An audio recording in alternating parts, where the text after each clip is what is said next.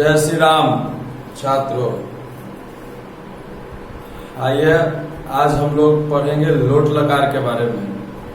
सबसे पहले जो कल हम लोग अनुवाद मिला था आप लोग को बनाने के लिए, उसको मिलवाते हैं और मिलाने के बाद फिर आज आगे बढ़ेंगे। तो देखिए, सबसे पहले आप मिलवा लीजिए। पहला था आपका वे लोग विद्यालय जाएंगे। पहला आपका था वे लोग विद्यालय जाएंगे। देखिए, तो वे लोग का होता है ते, विद्यालय का विद्यालयम, और जाना का होता है गम। इसमें जाना का गम से चलता है।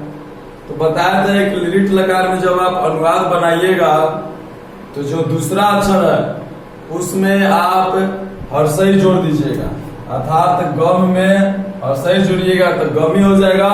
और ते मालूम चलेगा प्रथम पुरुष का बहुवचन है, तो प्रथम पुरुष के बहुवचन में आपका सेयंती होता है, तो गमी सेयंती हो जाएगा।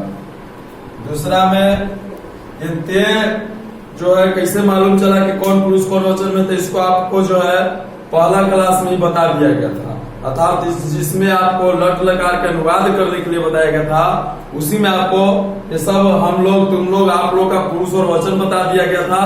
तो अगर मान लीजिए कि कोई नए छात्र है तो जा करके फिर उसमें देख सकते हैं। फिर दूसरा आपका है कि क्या आप नहीं बैठेंगे, क्या आप नहीं बैठेंगे। तो देखिए क्या का होगा कि आपका भवन, नहीं का न, बैठना का देखिए बैठना का होता है तिष्ठ, बैठना का तिष्ठ, तो तिष्ठी स्यति हो जाएगा, तिष्ठी स्यति हो जाएगा। तीसरा है आपका वह कब तक खेलेगा, वह कब तक खेलेगा। देखिए वह का होता है सह, कब तक का कावत, खेलना का क्रीड, तो क्रीडिष्यति। चौथा है आपका चौथा है कि मैं सत्य बोलूंगा, मैं सत्य बोलूंगा। तो मैं का होता है अहम, सत्यम बोलना का वद, और अहम आपका जो है उत्तम पुरुष का एक वचन है, तो वदिष्यामि हो जाएगा।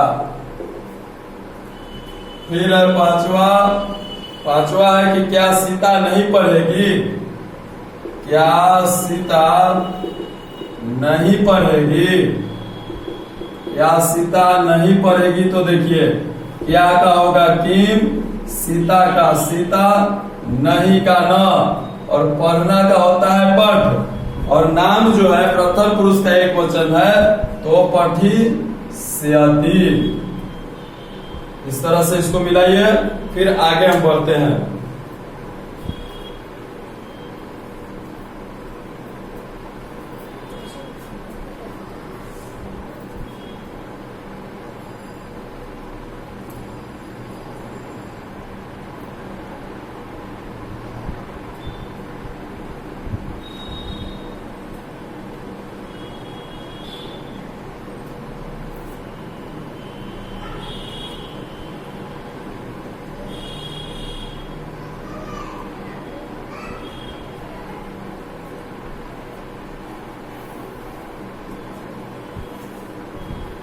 तो चलिए देखते हैं अब आगे के लोट लकार के बारे में।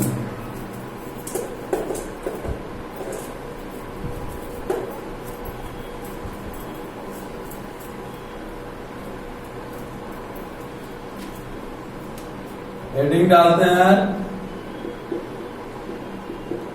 लोट लकार, जिसका हिंदी होता है अज्ञार्थक शब्द। लोट लकार हिंदी होता है अज्ञार्थक शब्द। देखिए अब इसको कैसे पहचानेंगे कि कोई भी जो वाक्य है लोट लकार का है कि नहीं है। देखिए लोट लकार का वाक्य पहचानने का नियम यहाँ पर लिखवा रहे हैं। जैसे कि बोल रहा है, देखिए इसका हिंदी ही बोल रहा है कि आज्ञार्थक शब्द अर्थात वैसा वाक्य होगा जिससे आपका आज्ञा का, आदेश का, अनुरोध का, सलाह का बोध करेगा। जिस वाक्य से आपको आज्ञा, आदेश, अनुरोध, सलाह ये सब का बोध करे उसी को हम लोग लोट लकार का वाक्य समझते हैं। जैसे में देखिए यहाँ पर जैसे में है कि आप सत्य बोले, आप सत्य बोले। देखिए बोल रहा है, आपको आदेश दे रहा है कि आप क्या बोले, तो सत्य बोले। अर्थात इस वाक्य से हमको यह प्रतीत हो रहा है, यह मालूम चल रहा है कि इसमें आज्ञा के बोध करा रहा है, आदेश का बोध करा रहा है। तो जब ऐसा वाक्य है आज्ञा और आदेश के बारे में बोले तो हम लोग समझेंगे कि वह लोट लकार का वाक्य है। फिर मान लीजिए कि दूसरा है, सीता एक पत्र लिखो, सीता एक पत्र लिखो। देखिए इसमें भी आदेश दे रहा है कि सीता क्या करो, तो एक पत्र लिखो। तो जिस वाक्य से आदेश का, आज्ञा का, सलाह का, अनुमति का बोध होता हो वही आपका लोट लकार का वाक्य कहलाता है। और जैसे कि हम लोग 3 गो लकार अभी पढ़े, तीनों में वो क्या था, सबका अलग अलग बनाने का अलग अलग धातु रूप था। इसमें भी आपका है लोट लकार का, लोट लकार का धातु रूप, लोट लकार का धातु रूप। और देखिए उसमें भी जैसे सब में पुरुष वचन हुआ करता था, इसमें भी आपका पुरुष होगा, वचन होगा, सब वचन वही रहेगा, वचन कोई बदलने वाला नहीं है। एक वचन, द्विवचन, बहुवचन। पुरुष है आपका प्रथम पुरुष, मध्यम पुरुष और उत्तम पुरुष। देखिए प्रथम पुरुष, मध्यम पुरुष और उत्तम पुरुष, इसमें होता है तू, ताम, अंतु, अ या ही, तम, त, आनी, आओ, आम। देखिए इसमें कोई नियम नहीं होता है। इस प्रकार लघु लकार में हम लोग नियम देखे थे कि आगे अ लगाया जाता है, लिरिट लकार में नियम देखे थे कि दूसरा अक्षर में हर्षई लगाया जाता है। उसी प्रकार इसमें जो है लोट लकार में कोई भी नियम नहीं होता है, एकदम साधारण पूर्वक इसको बनाते हैं। जैसे कि देखिए पहला आपका था यथा में, पहला आपका था कि आप सत्य बोले, तो आपका होता है भवान, सत्य का सत्यम, बोलना का वध। और भगवान कौन पुरुष कौन वचन में है, तो प्रथम पुरुष का एक वचन है, प्रथम पुरुष का एक वचन में तू है, तो हो जाएगा वदतु। अर्थात देखिए लोट लकार में किस तरह से वाक्य बना, आप तो सत्य बोले। हिंदी में हम लोग किसी को आदेश दिए, संस्कृत में आदेश देना है तो बोल देंगे भगवान सत्यम वदतु। दूसरा में है सीता एक पत्र लिखो, तो सीता एकम पत्रम, लिखना का लिख, और फिर नाम है तो नाम प्रथम पुरुष के एक वचन में, प्रथम पुरुष के एक वचन में तू है, तो हो जाएगा लिख तू। इसी प्रकार से उसको उतारिए। धातु रूप बहुत आवश्यक है, यह रहेगा तभी बन पाएगा। तो धातु रूप और इसका पहचान उतारिए। इस पर 2 यथा में है, फिर इसको उतारने के बाद इस पर 2-4 को यथा में देखेंगे, फिर आगे बढ़ेंगे। इसको लिखिए जल्दी। एक उदाहरण से मध्यम पुरुष के एक वचन बता दीजिए, उसमें कंफ्यूजन होता है।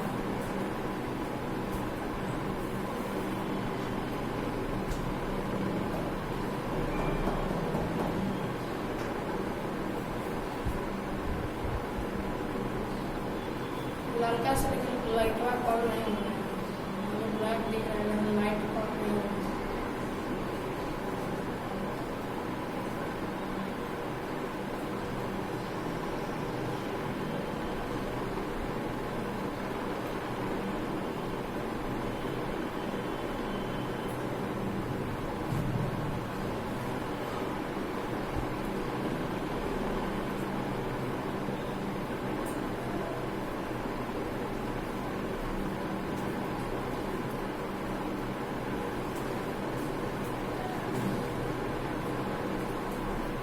चलिए देखिए, अब लिख लिए होंगे।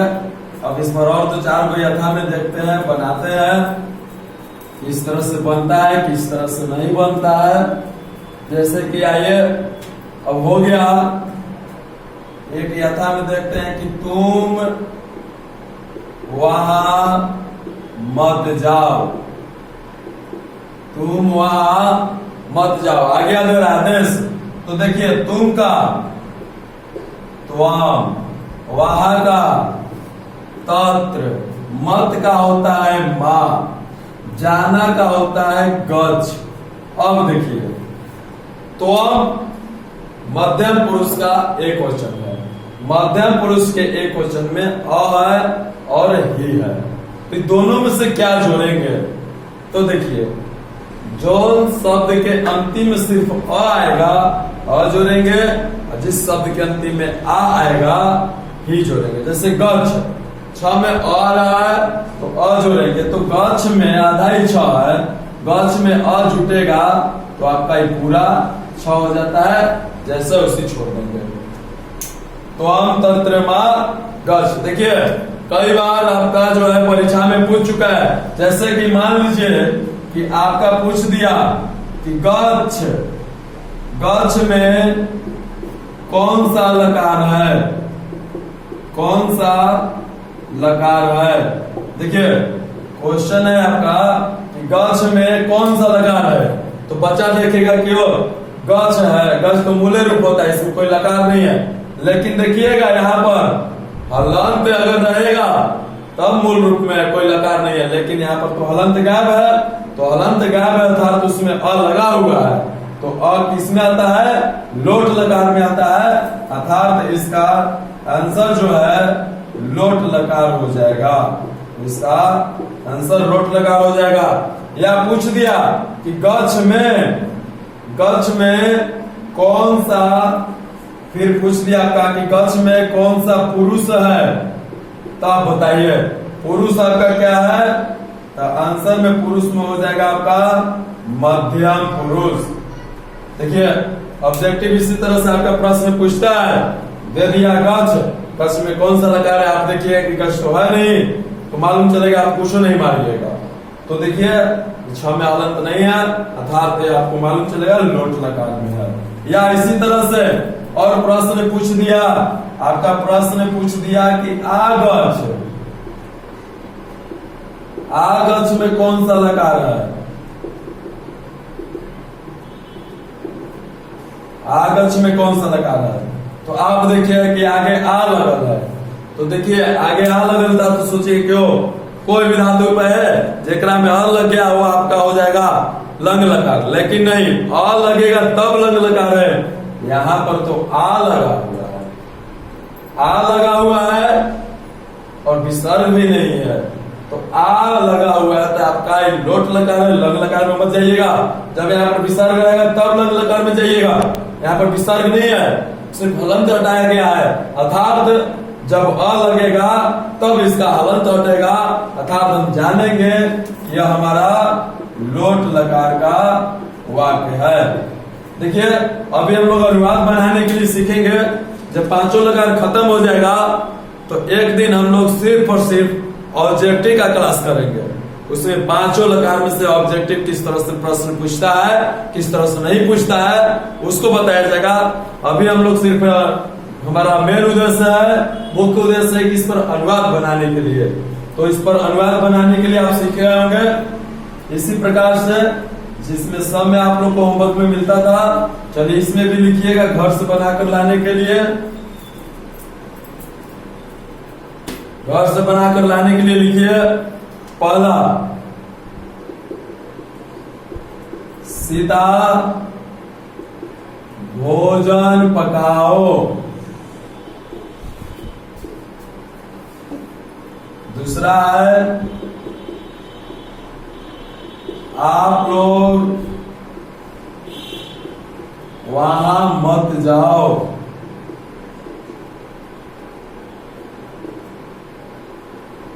तीसरा है, तुम यहीं बैठो। चौथा है राम क्रिकेट मत खेलो। पांचवा है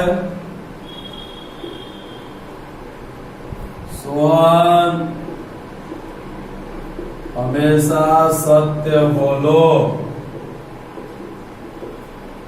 ये पांचों है। अभी पांचों में देखिए कुछ जिसका जिसका संस्कृत नहीं आता है उसको लिख देते हैं। भोजन का हो जाएगा भोजनम, पकाना का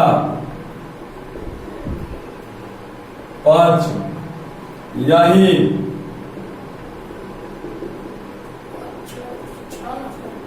यत्रैव, बैठना का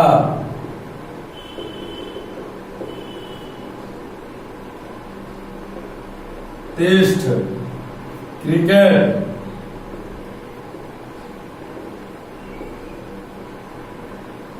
क्रिकेटम, मत, मां, खेलना, क्रीड। फिर है आपका सत्य, सत्यम, बोलना, वत, हमेशा।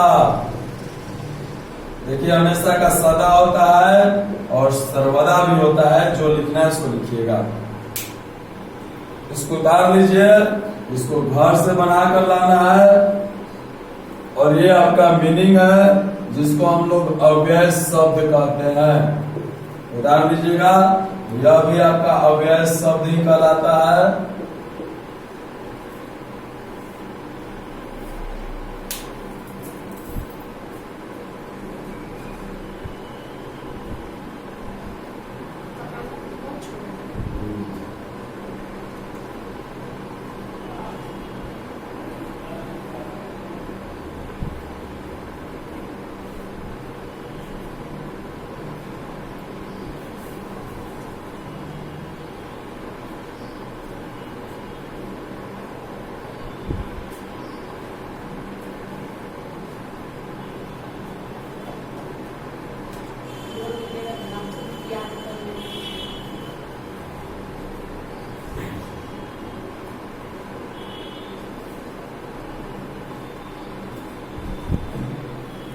चलिए देखिए इसको आप लोग बना कर लाइएगा।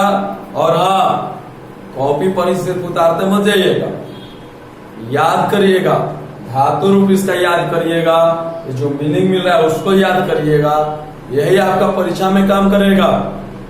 कॉपी पर सिर्फ उतारने से कुछ फायदा नहीं है। ठीक है, तो जय श्री राम।